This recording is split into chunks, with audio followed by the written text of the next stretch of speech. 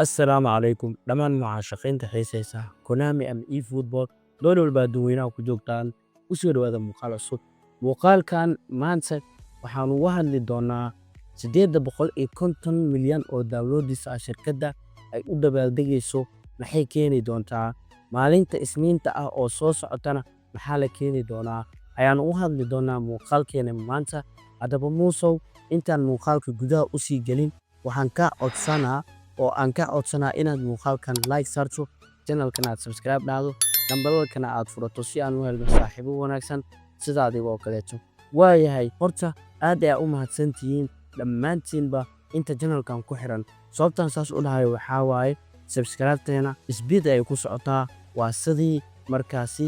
la rabay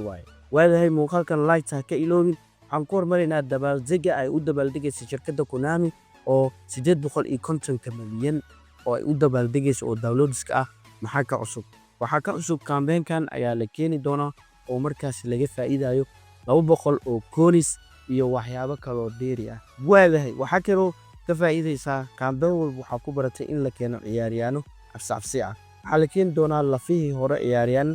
Robben ayaa la keeni doonaa waxa kale oo la keeni doonaa Aguero ayaa la keeni doonaa waxa kale oo la keeni doonaa Kaka ayaa la keeni doonaa waxa kale oo la keeni doonaa Iniesta ayaa la keeni doonaa waxa kale oo la keeni doonaa Suarez ayaa la keeni doonaa waxa kale la keeni doonaa ninkan uu ciyaara Arsenal Henry ayaa la keeni doonaa waa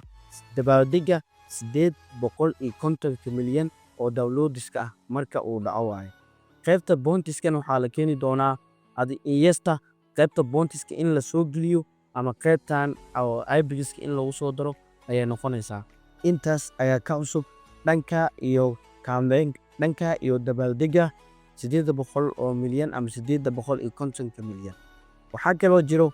maalinta isniinta ah waxyaabaha sida rasmiga loo keeni doono waxa la keeni doonaa campaign-kan ama IBGskan ayaa la keeni doonaa IBGskan waxa la yiraahdaa Spanish League waxa uu horeeyo Iniesta Figo iyo Xavi haddaba saddexda rag waxa sidaan ay ku imaan doonaan waxay gaarayaan iyo ratingkooda wax walba waa isla fiirin doonaa waxaan ku hormaraynaa ninka la yiraahdo Figo wuxuu gaarayaa asuu 100 ilaa 105 ayuu gaarayaa ninkan oo la yiraahdo Iniesta asigana wuxuu gaarayaa